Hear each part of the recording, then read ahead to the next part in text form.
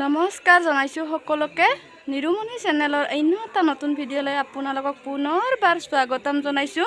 আজি যেহেতু কি লক্ষ্মী পূজা ভাবিলোঁ আপোনালোকৰ ওচৰত মই আমাৰ ঘৰৰ আজি কেনেকৈ নিয়ম কৰোঁ, কি নিয়ম নীতিৰে আমি কি কৰোঁ দিনৰ পৰা দিনটোক লগিন আজি আপোনালোকক দেখুৱাম বুলি পুৱাই ভিডিঅ'টো আৰম্ভ কৰিলোঁ। 9টা বাজিছেহে, গা পা ধুই উঠিলোঁ, ঘৰৰ কামখিনি কৰি আজৰি হ'লোঁ। আজৰি হৈ পেলাই ভাবিলোঁ আপোনালোকৰ ওচৰত ভিডিঅ'খিনিয়ে আৰম্ভ কৰি লওঁ।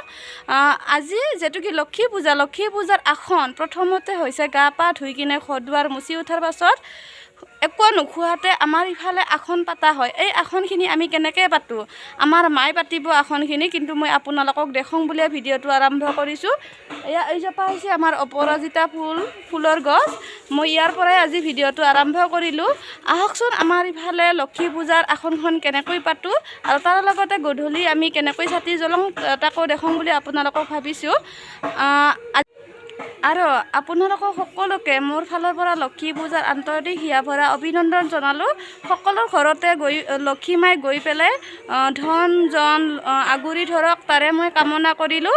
সকলো ঘৰতে লক্ষ্মী মাই আজি ভৰ খাওক তাৰে কামনা কৰি আজি ভিডিঅ'টো মই আপোনালোকক আগবঢ়াই নিছোঁ।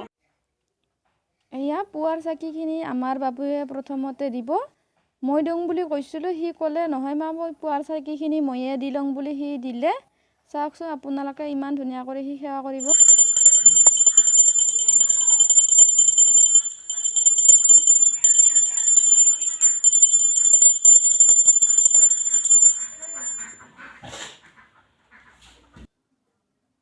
এয়া আমাৰ মায়ে আসন পাতিব ধৰিছে। এয়া চাওক কি নিয়মৰে কেনেকৈ আমাৰ মায়ে আসন পাতিব আপোনালোকক তাকে দেখুৱাম বুলি মই ভাবি পেলাই এনেকৈ দেখুৱালোঁ। আমাৰ ঘৰৰ আসন কেনেকৈ পাতে আপোনালোকে চাই থাককচোন। আৰু প্ৰথমতে পুৱাৰ চাকিখিনি বাবুই দি লৈছে, মই দিওঁ বুলি কওঁতে সি ক'লে মই দিম বুলি। এতিয়া অলপ পিছতে মায়ে এনেকৈ আসনত কলপাতৰ এনেকৈ শীতডালত ইমূৰৰ পৰা সিমূৰক লগিন নটাকৈ ফুট দি আহিছে। তিনিও চাইডে এনেকৈ নটা ফুট দিব মাই। এয়া চাওক, মানে মোবাইলৰ কেমেৰাটো ইমান ঠিক নহয়, সেইকাৰণে ইমান স্পষ্ট হোৱা নাই, তথাপিও মই আপোনালোকক কৈ দিছোঁ।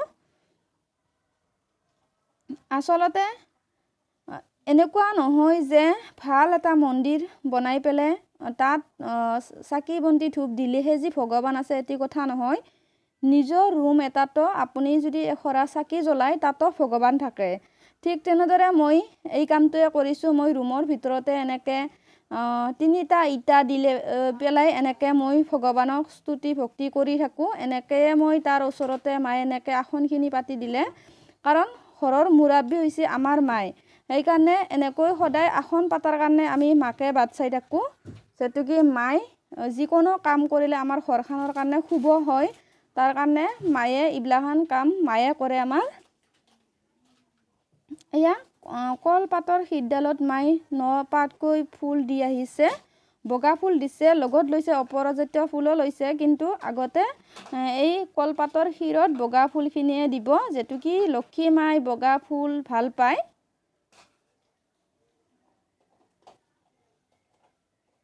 ঠিক তেনেদৰে আসনখিনি পাতি উঠাৰ পাছতহে আমি ঘৰৰ মানুহবিলাকে কিবা নহয় কিবা খোৱা যাব, মানে চাহখিনি খোৱা যাব, সুদা চাহখিনি। কিন্তু আমি বৰ্তমান 12টাৰ আগলৈ একোৱে নাখাওঁ, সুদা পানীখিনিও খোৱা নাযায়।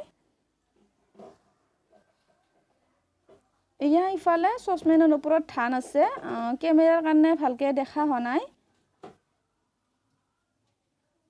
আৰু এয়া ইফালে হৈছে এয়া দুবৰি বোন,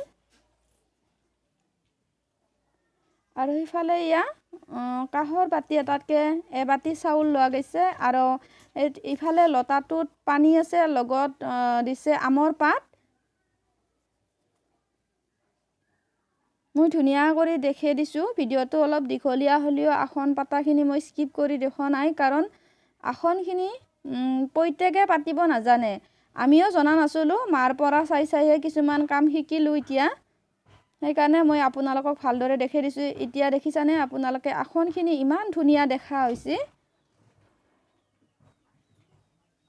এয়া দুবৰি বোনখিনি কলপাতৰ শীতডালত য'ত ফুল দিছে তাত এনেকৈ তিনিটা পাৰে 9টা পাৰে আপোনালোকে যিখিনি পাৰে দিব সেইখিনি দিব খালি অকল বেজোৰ কৰি দিব লাগে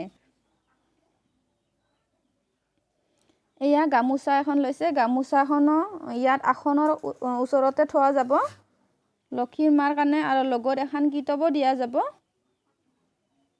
আৰু ইয়া চাউলৰ ওপৰতো দুবৰি বুনখিনি দিছে আৰু লগতে পইচাও দিয়া হ'ব তাত এয়া দেখিছেনে এয়া গামোচাখনৰ ওপৰতে ধানখিনিও তাত দিব এয়া পইচাখিনিও দিলো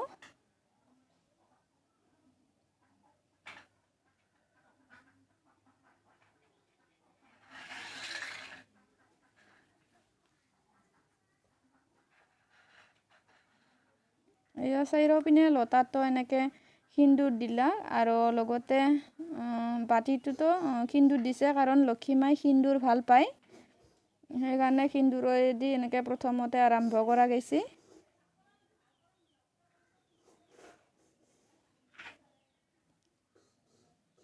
এতিয়া ধূপ ধুনা জ্বলাই পেলাই সুন্দৰ কৰি ধানখিনি গামোচাৰ ওপৰত থৈ দিয়া যাব তাৰ পিছত একোটাকে সেৱা কৰি লৈ পেলাই আমাৰ আজি লক্ষী পূজাটো আৰম্ভ হৈ গ'ল এয়া দেখিছেনে মাই দিলে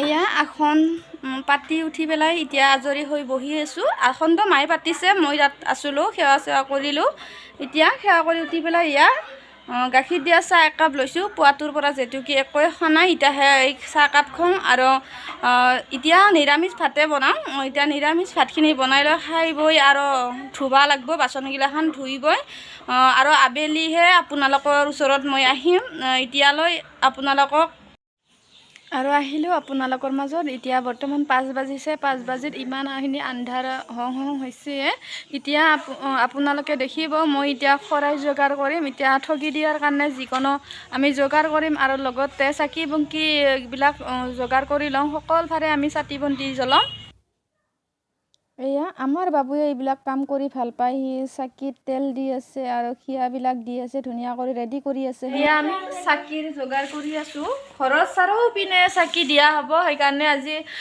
চাকিখিনি আগতে যোগাৰ কৰি লৈ আছোঁ তাৰপিছত অলপ পিছতে শৰাইখিনি আমি আগবঢ়াম এয়া চাৰিওপিনে ৰুমতো আমি চাকি জ্বলাইছোঁ নিজৰ ৰুমতো আমি এখৰাকৈ এনেকৈ চাকি জ্বলাই দিলোঁ তেহে লক্ষী মাই ভাল পাব বুলি এনেকৈ জ্বলালোঁ আৰু বাৰান্দাখনতো এয়া চাওঁ চাৰিওপিনে এনেকৈ চাকি জ্বলাই দিছোঁ ঘৰৰ চাৰিওপিনে এনেকৈ আমি চাকিখিনি লক্ষী পূজাতো জ্বলাওঁ আৰু চেমা পূজাতো জ্বলাওঁ লগতে আমি কাতি বিহুৰ দিনাও এনেকৈ চাকি জ্বলাওঁ আপোনালোকে দেখিছে চাৰিওপিনে আজি পোহৰ হৈ গৈছে